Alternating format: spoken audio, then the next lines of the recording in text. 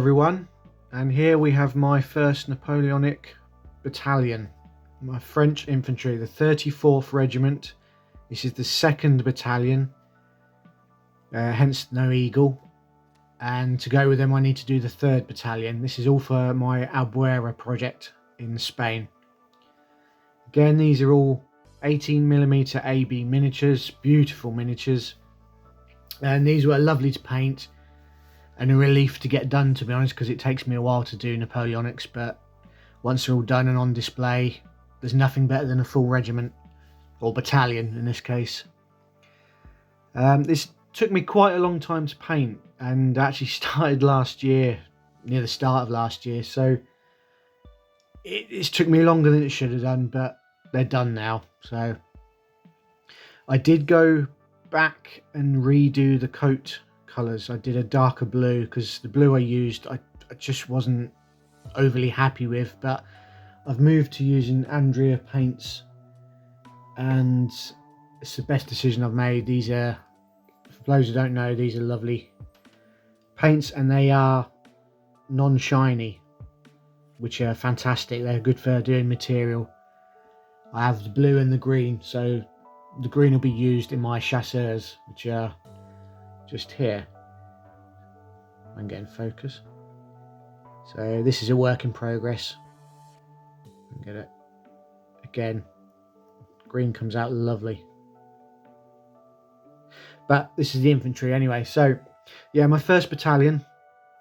They'll be brigaded with their 3rd battalion and the other regiment. I think it's the 88th or the 80th or something like that. And the 88th or 80th, whichever one they are, will be wearing bear skins in their grenadier company.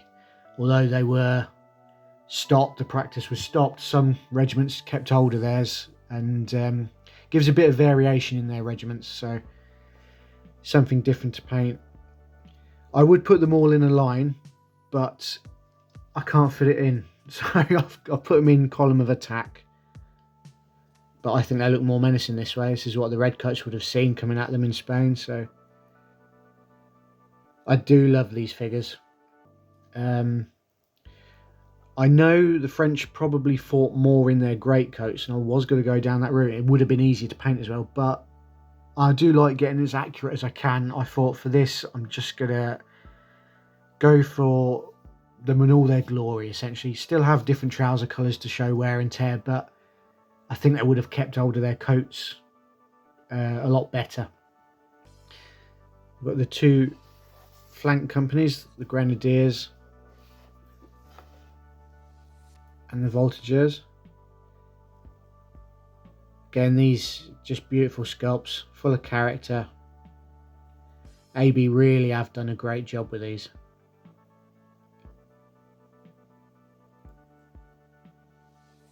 Lovely. And the Voltigeurs, these were fun to do. Yeah, trying to get there. Again, Voltigeurs have variations in their plumes, and their variations can be quite similar to each other, but then you get one regiment that'll come along and it's completely different. So these might not be the most accurate you'll ever see, but I like them how they are. They're as accurate as I could get them, and from all the research I've done, which has been quite extensive. Let's have a look at the command. Again, I've tried to be as accurate as possible. The researching drummers was quite fascinating because they're all sorts of colours up until 1812 when everything changed. I particularly like the sapper figure. It's quite a nice figure, and I'll have one in my 3rd battalion. Flag shows the 2nd battalion, and on the opposite shows the regimental colour symbol, number I mean, if you can just make out 34 there. The flags are from AB miniatures as well. They do some packs where it's an order of battle, because I picked up the Albuera order of battle, hence why I've got this flag. So, and it comes as well, it shows you all the regiments present, which is great because they essentially just give you an order of battle. You just assemble as you need to. So yeah, really proud of these. It's going to take me a while to get the 2nd battalion up and running, but yeah, I'll try and put them in a line. There you go. It'll take me a while to get the 2nd one up and doing, because I'm starting work on the chasseurs, 21st chasseurs, the 10th hussars to go with my 2nd hussars, and then I'm also going to do the horse artillery battery for the brigade, the cavalry brigade. I will just show you my 10th hussar I'm working on. Now, some of you might remember it was in, if you've seen it before, it was in light blue, sky blue. I've now gone and done some research and found out that the French sky blue was not as we'd see today. It was a bit darker, and a lot of colours back in the Napoleonic period were darker than we imagine today.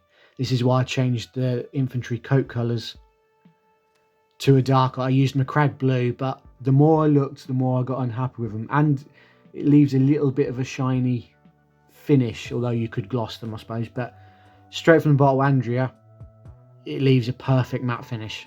They are superb paints. So guys, that's the infantry. Again, I don't know how long it'll take me to get my next battalion up and running, but I'm working on them now. I've also started my Japanese World War II, which are quite fun, and I'm continuing work on the Macedonians, so plenty to be going on with. Take care, guys.